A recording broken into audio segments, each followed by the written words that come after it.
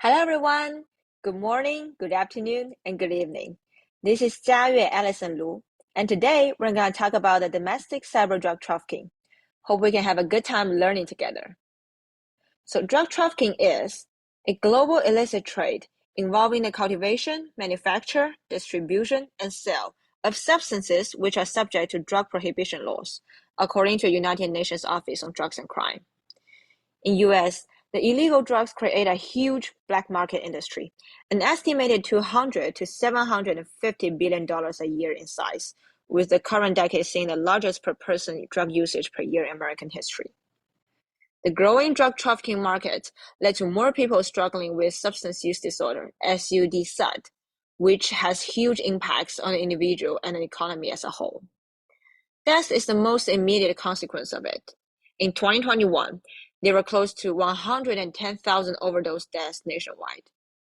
Contaminated needles exchanged by people who inject drugs accelerate the transmission of hepatitis C and HIV across the users. What's worse, even for people who successfully detoxificated, they can still suffer from after effects of an overdose, like kidney failure and heart problems. Moreover, people who inject drugs are more likely to face a job loss, divorce, and isolation from family and friends.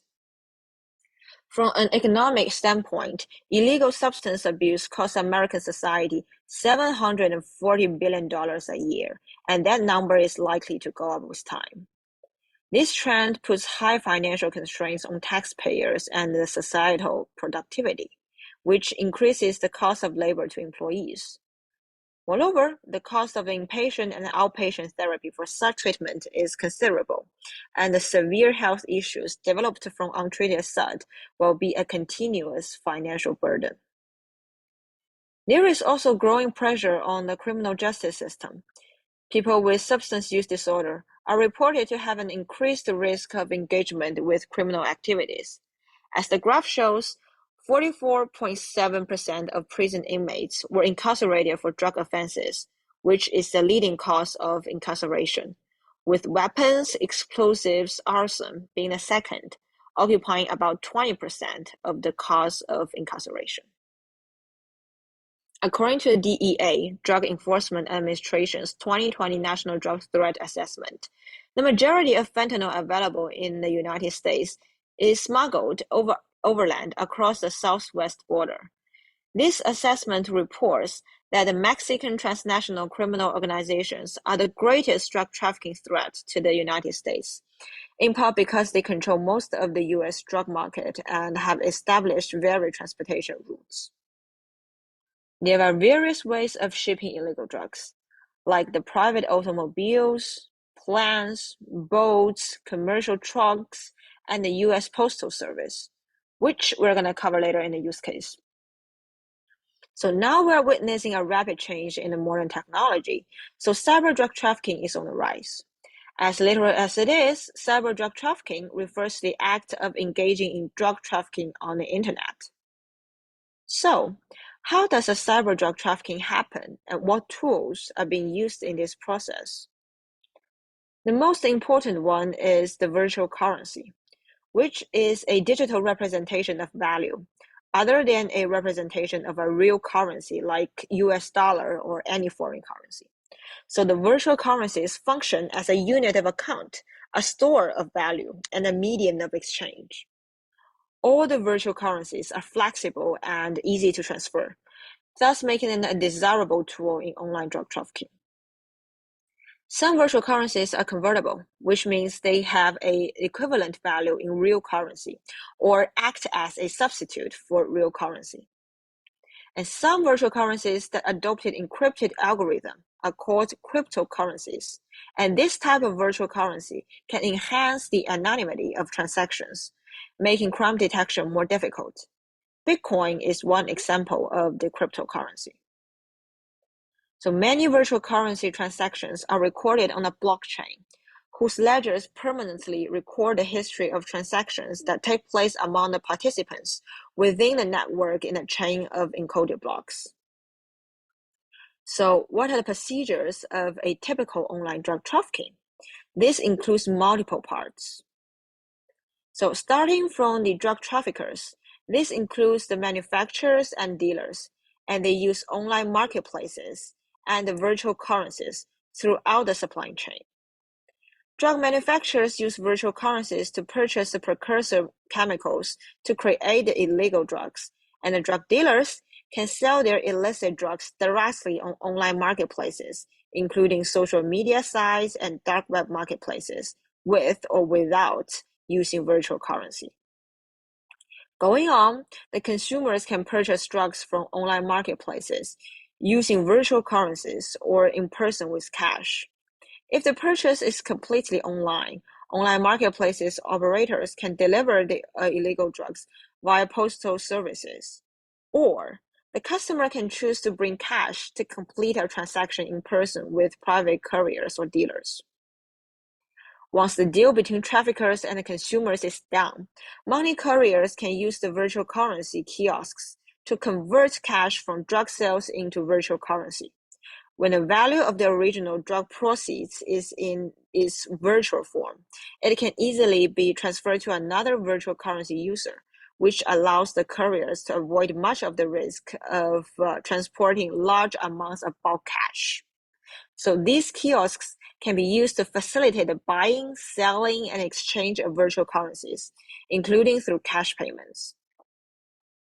Then, some money couriers and money laundering organizations will use the virtual currency to help drug traffickers launder illicit drug proceeds and to transfer such proceeds into a banking system within and outside the country. In this process, the cryptocurrency mixers can make the transactions even more difficult to track. The cryptocurrency mixers are platforms that can obfuscate the origin of cryptocurrency funds by blending the cryptocurrencies of many users together. The money laundering cyber criminals use mixers to obscure the connection between the crypto wallets they use to collect their illicit profits and the crypto wallets from which they transfer their funds to crypto to fiat exchanges. In this way, they can avoid triggering the anti-money laundering alerts. This graph shows that almost 10% of all cryptocurrencies held by illicit entities have been laundered through a mixer in 2022. One case that reflects this process is the Silk Road, which was the first modern dark web marketplace, an online place for anonymously buying and selling illegal products and services using Bitcoin. This site features stealth listing of products, which are not shown in the normal Silk Road listings or linked to the site that and are only accessible through the direct URL addresses. The number of the sellers' content of the stealth listings or the volume that sells through them is not known. The stealth listings are used by buyers and sellers with established business relationships. Another two technologies assured anonymity for both sellers and buyers on Silk Road are the Tor network and Bitcoin. The Tor network is a browser and service that routes internet traffic through a series of servers. Each of these servers has the IP address so that a website becomes untraceable. Bitcoin allows for transactions without the need for a central authority, such as a bank or government. Instead, the blockchain records, secures, and authenticates these transactions. The users could order any illicit substance they wanted from dealers online and have it delivered by the US Postal Service. The delivery address is given to a seller in the encrypted messages and will be deleted from the Silk Road's database. By 2013, some 70% of the purchases were drugs.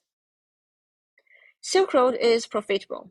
By 2012, Silk Road brings together some 560 sellers and estimates 30,000 to 150,000 customers from around the world.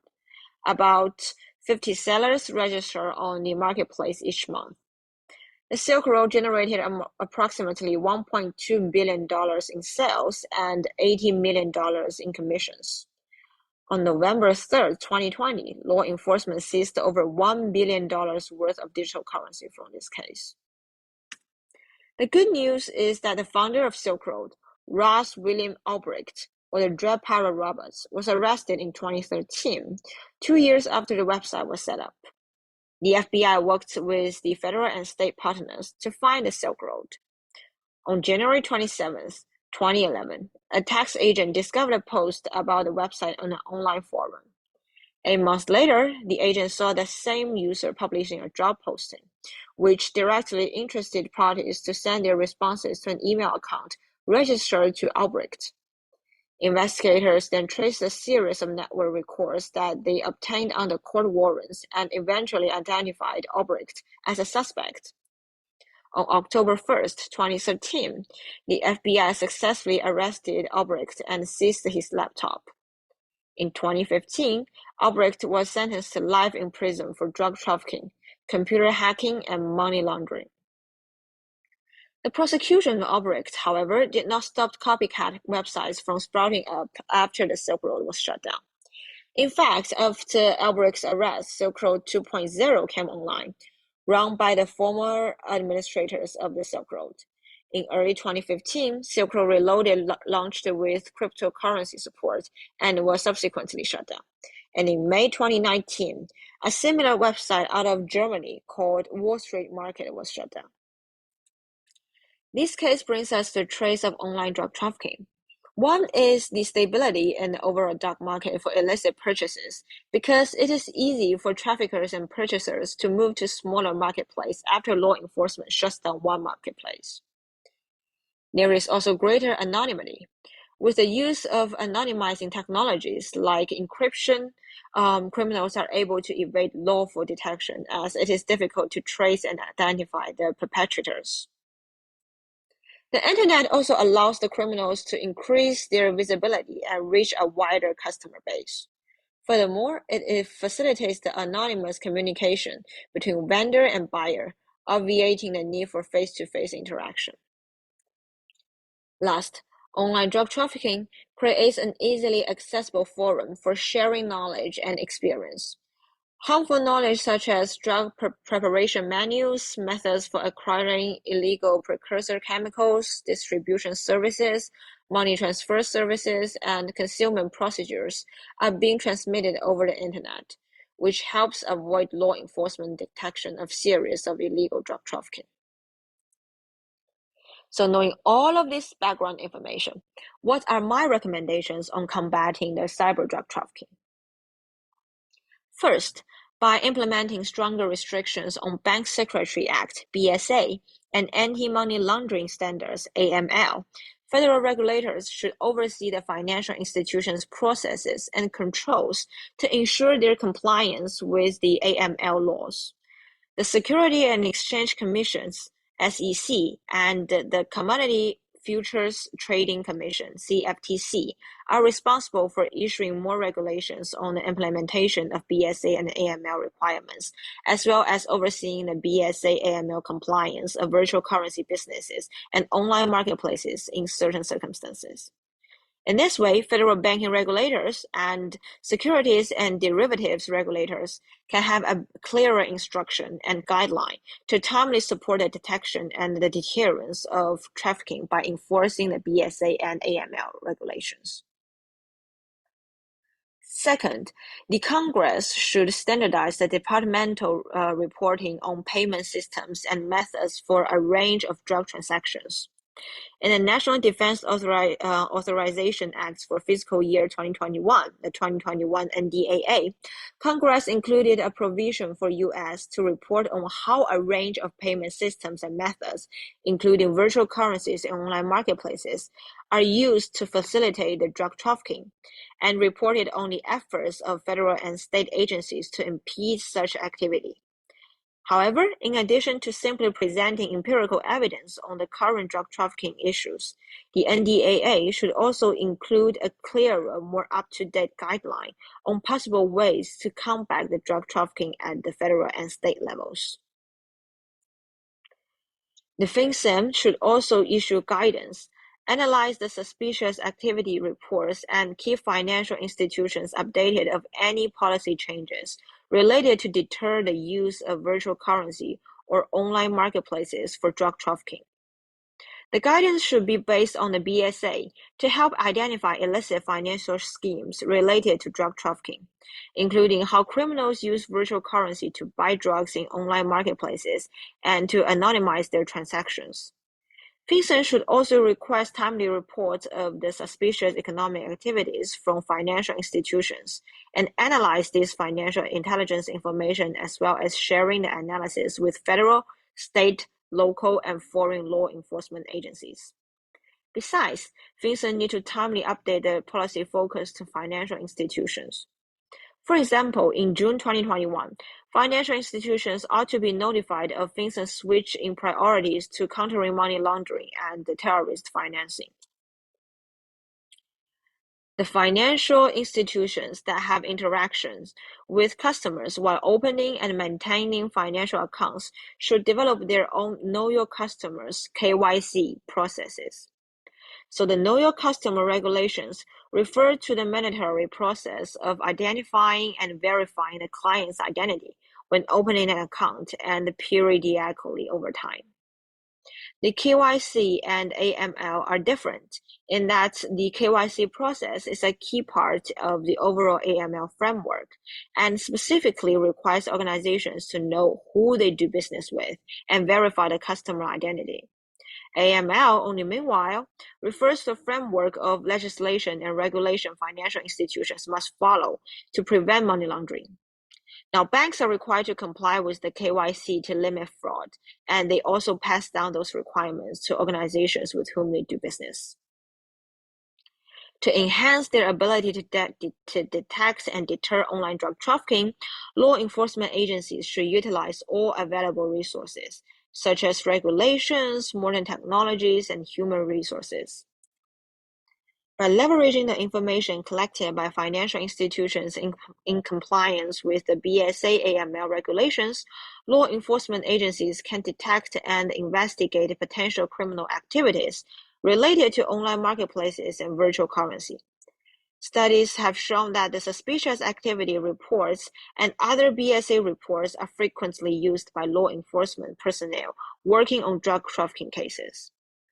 The blockchain analytics tools can also be utilized by law enforcement to investigate illicit activities involving virtual currencies.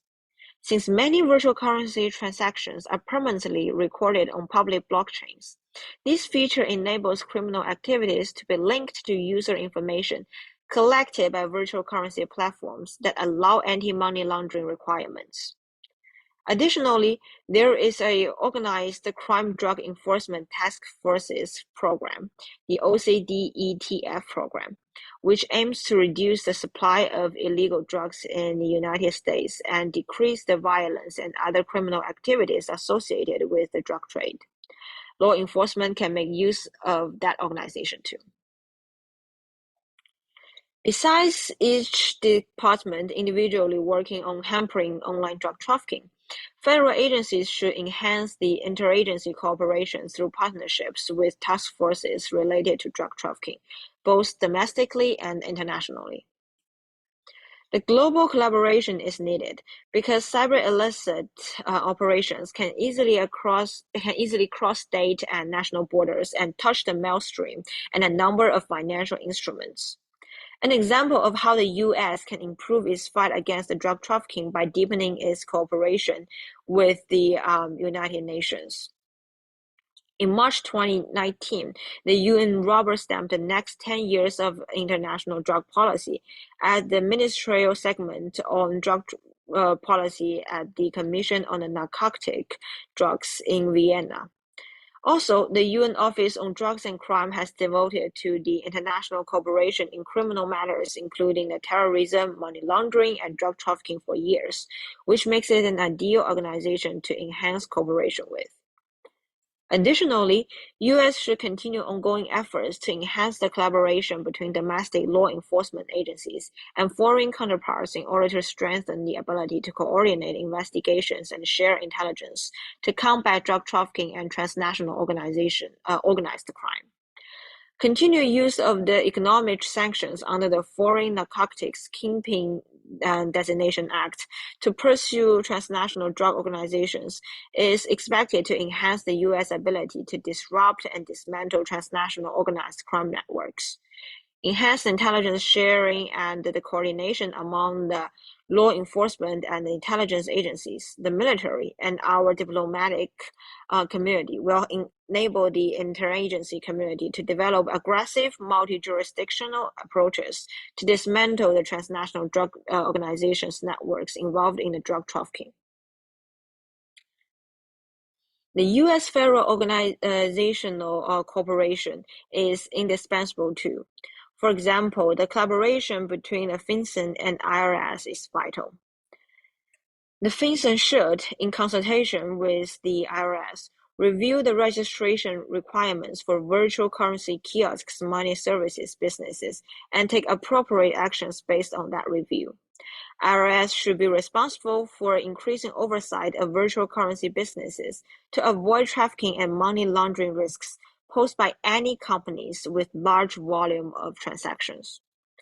As of October 2021, over 24,000 money services businesses were registered with the FinCEN, of which 13,000 were money transmitters. U.S. Treasury Inspector General for Tax Administration has noted insufficiency in the IRS ability to maintain enough examinations and examiners, which inhibits the IRS oversight of virtual currency businesses.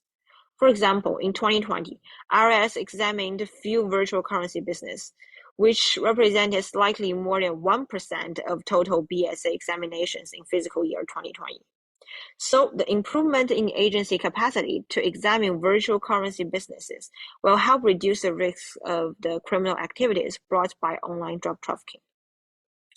Moreover, the IRS should be given the authority to issue penalties, or IRS and FinCEN should improve their coordination on referrals. Currently, IRS generally relies on the FinCEN for formal civil enforcement action because the IRS does not have the authority to impose penalties. If IRS is permitted to issue penalties, an IRS BSA examiner is able to determine whether a money services business has engaged in potential violations of the BSA or criminal activity, then issue a civil penalty, with or without the case being referred to the FinCEN. In order to keep agencies accountable, there should be an executive order with mandatory reporting of potential illicit crime activities from IRS and FinCEN to Congress and the Office of the National Cyber Director. Despite the fact that cryptocurrencies such as the Bitcoin are largely unregulated at the federal level in the United States, law enforcement agencies should focus their efforts on investigating illegal economic activities involving the encrypted currencies. The Department of Justice announced the formation of a national cryptocurrency enforcement team in the October 2021 to investigate and prosecute unlawful uses of virtual currency, including drug trafficking. The team will assist international, federal, state, and local law enforcement officials, according to the DOJ. As a result, the organizations like the DEA and FBI will be allowed to investigate potential trafficking activity employing these technologies in the future, which might involve trafficking virtual currency addresses and subpoenaing information kept by the exchanges to identify suspects. In response to the enforcement authorities, the legislative branch should keep up by establishing laws or promulgating rules. Congressmen can introduce legislation or provide remarks to increase the public awareness of Bitcoin regulating rules. If related legislation is passed, the FBI should disclose its results to U.S. attorneys around the country, and the DEA should report to a DA administrator. Meanwhile, the Office of the Inspector General should keep an eye out for the alleged criminal and civil law violations. Federal banking regulators should cooperate with executive departments to oversee financial institutions' compliance with the BSA AML requirements. Besides conducting examinations to assess whether institutions have established appropriate policies and procedures to comply with the BSA, the banking regulators should also establish some punitive regulations once the institution fails to detect and report suspicious or illicit financial activity as required by the BSA. This may include the penalty payments collected by the Department of Treasury and the financial regulators. The fine will be deposited into the Treasury's general fund accounts, after which the funds are available for appropriation and use for general support of the government. The BSA and the U.S. sanctions-related criminal cases showed forfeiture of almost $9 billion through the Department of Justice and Treasury since 2009, as the graph here shows. However, please note that examinations focus on the compliance with regulatory requirements rather than the investigations, and therefore are less likely to uncover trafficking activity. Instead, the information about drug crimes is more likely to be found in suspicious activity reports from the financial institutions. Last but not least, the interstate cooperation is needed too. Some states' financial regulators should coordinate their examinations of money services businesses to involve more states into the stricter state regulations, such as licensing requirements for money transmitters and other virtual currency businesses, to help impede drug trafficking. 37 states have addressed the legislation regarding cryptocurrency, digital or virtual currencies, and other digital assets in the 2022 legislative session. However, some states are still unaware of the importance of the virtual currency business regulatory. But cooperation usually operates in multiple states. For example, in 2019, 47 licensed virtual currency businesses conducted business in an average of 28 states each. According to a Treasury report, the coordination efforts allow examiners to cover more companies without additional personnel. So in this way, more states can join in the restricting entry levels of legal transactions of virtual currencies at lower costs. To make the executive branches and banking regulators accountable, the president should oversee the functions of executive agencies and departments by appointing the heads of each department and requesting mandatory reports. Also, all national banks and federal savings associations should report to the Office of the Comptroller of the Currency, OCC, under the Treasury Department. On a state level, states ought to formulate cooperation agreements and establish particular development objectives for ongoing collaboration. In conclusion, there should be some improvement on the legislative and enforcement branch, more clearer instructions from the regulators, and more enhancement interagency cooperation. To be more specific, federal regulators should monitor the financial institutions' compliance with the AML. Congress should standardize reporting on the payment systems for drug transactions, and FinCEN should issue guidance and analyze suspicious activity reports to combat drug trafficking through the virtual currencies and online marketplaces. To prevent the cyber drug trafficking, financial institutions ought to establish their own KYC processes, and the government agencies need to enhance the interagency coordination and enforcement methods. Fighting cyber drug trafficking is a protracted war that influences the whole world, but we shall never lose faith and keep on fighting on and on. Thank you for listening. Bye-bye.